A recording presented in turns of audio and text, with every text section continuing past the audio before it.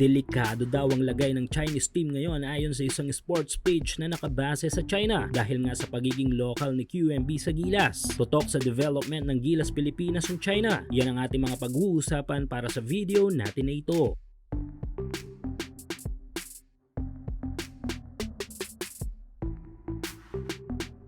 Though hindi nga tayo nakasecure na maganda-gandang posisyon this Asia Cup Championship matapos nating matalo sa Australia at malaglag sa tournament, ay may bagay pa rin tayong inaasahan para sa magandang future ng ating national team. Ito nga ay dahil nga sa pagkakadagdag sa ating lineup ng 6'10" big man na si Quintin Milora Brown. Malaking bagay ito para sa ating susunod na rest back this Asia Cup, pero bago ang rest back na yan ay mag-focus muna tayo sa mas malapit na laban na sasalangan ng Pilipinas. Ito nga yung 2027 FIBA World Cup qualifiers na magaganap sa Nobyembre. Malaking hamon ito para sa ating national team dahil pasok tayo sa sinasabi nilang group of death. Dahil sa ating grupo ay kasama natin ang dalawang pinakamalakas na team sa Asia ngayon na New Zealand at Australia na parehong tumalo din sa atin sa Asia Cup Champ. Pero maliban sa dalawang yan ay syempre hindi pa rin natin malilimutan ang masakit na upset na ginawa sa atin ng team na tinatambakan lang natin dati sa mga Asian Basketball Games na Chinese Taipei na siguro ay atin ding mababawian sa mga darating pa nating laro sa FIBA Asia sa mga susunod na taon. At bitbit nga ang makabagong Gilas sa susunod na tournament with QMB ay may isang national team na sinasabing may lalagay sa peligro kapag nakaharap ng Gilas. Ito nga yung national team ng China. Ayon sa mismong social media page na nakabase sa China ay nahaharap daw sa malaking gulo ang kanilang national team sa pagkaka-add ni QMB sa ating lineup bago pa man ay tila nakasubaybay na ang China sa ilang development ng Gilas. Dahil sa post na ito ay kumpleto rekado sa mga info about sa ating bagong big man. Tila parte nga yata ng paggante sa Gilas